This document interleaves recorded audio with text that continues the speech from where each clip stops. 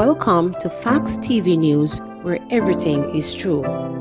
Flooding on Marcus Garvey Drive. The Jamaica Constabulary Force is advising that the eastbound lane of Marcus Garvey Drive is now impassable due to flooding. Motorists are advised to use alternative routes or delay travel until the water has receded. I am on the road news. Stephen here reporting. This is Marcus Garvey, and it's getting there with the waters, and we are trickling through. So if you're gonna come this side, take your time, drive a truck, you will be fine. Flooding in Jamaica. Several roads and houses in New Haven, St. Andrew are now flooded. A flash flood warning is now in effect for central and western parishes. The Met Service says a tropical wave is impacting Jamaica.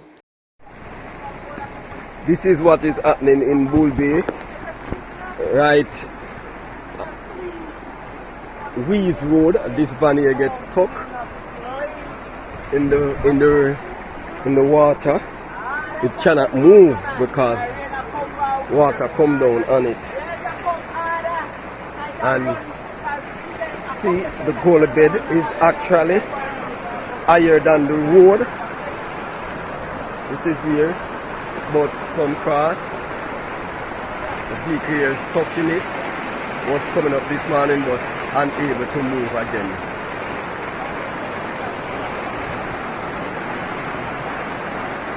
Right now the bridge, the main bridge, water almost reach it. So it is even at a threat at the moment.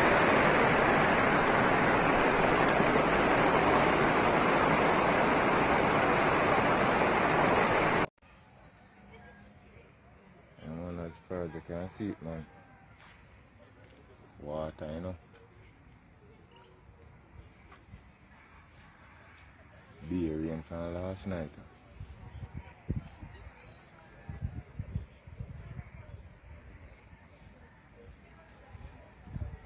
They say water come over from the seed. Yeah.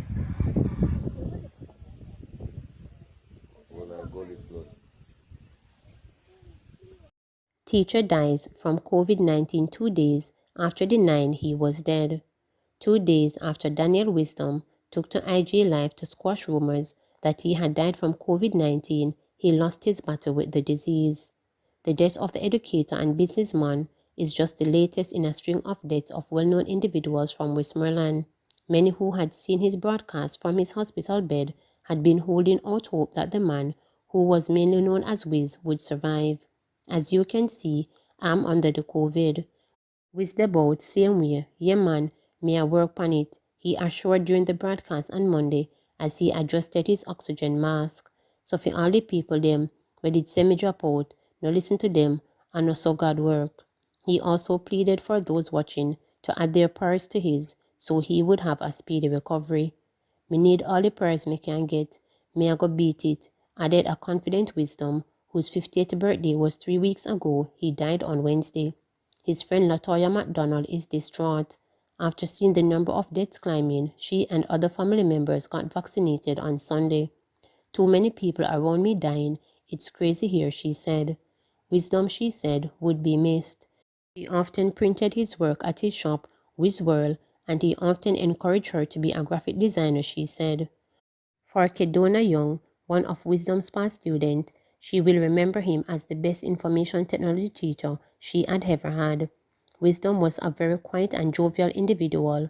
He was instrumental in teaching me at Petersfield High School, said Young.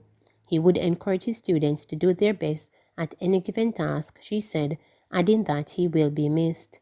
Westmoreland continues to be one of the parishes hardest hit by the novel coronavirus pandemic. According to Health Ministry data, it is the 24-hour period leading up to August 24.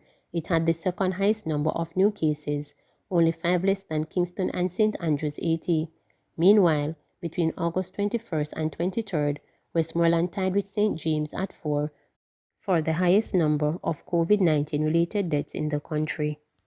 Some nurses asked to double up as colleagues report sick.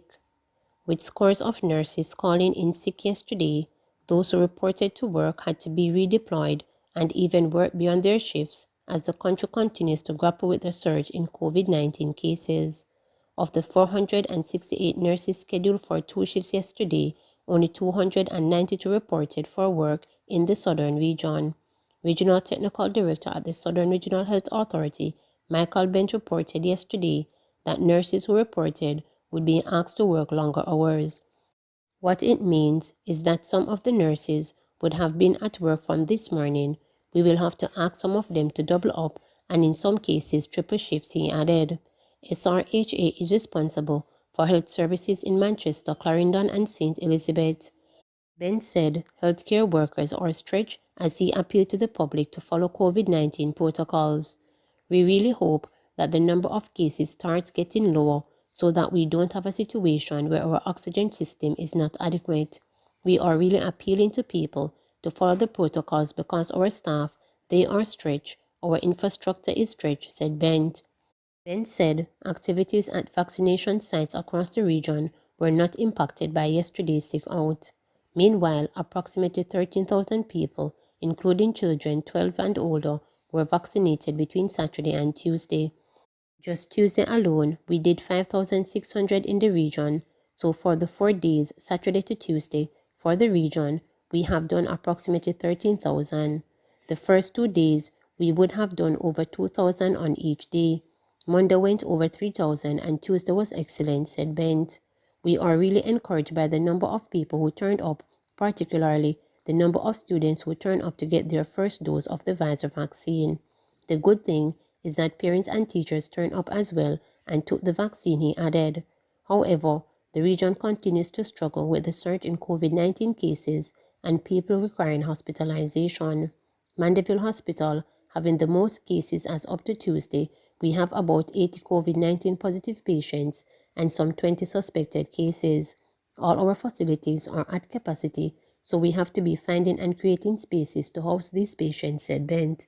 He said there is sufficient oxygen to meet the demand at the facility, with staff monitoring the capacity daily.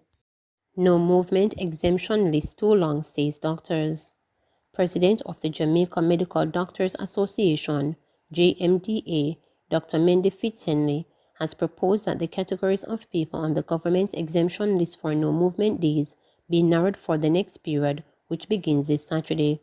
Prime Minister Andrew Holness last Thursday announced 7 no movement days, the first 3 of which ran from Sunday, August 22nd to Tuesday, August 24. The remaining 4 of the days will run from this Sunday, August 29 to Tuesday, August 31st and on Sunday, September 5th. This measure, the Prime Minister said, would give the Ministry of Health 2 periods of no movement that will effectively break the transition of the virus. The administration subsequently announced the list of people exempt from the no movement days, including members of parliament, councillors, judges, healthcare workers, people working in the oil and gas industry and farmers. People traveling to and from vaccination sites were also exempted, while exceptions were also made for workers in the tourism sector and individuals journeying to and from hotels, including those entering and departing the island, as well as those transporting them. But according to the president, the initial list, which saw 52 categories being allowed to move around on the days in question, were so wide that it created loops for other individuals to go about their business, defeating, in a sense, the purpose of lockdown. For us as healthcare workers, these no movement days don't apply to us. We are at work, but it's interesting to see how many people were still on the road, and these are not people who were at the national arena, officially vaccination site, or the other sites to be vaccinated. They were just on the road, going to pick up food and still going about their business, and these are people who did not fall under the exemption categories. It does seem the exemption list was too wide, the JMDA president noted.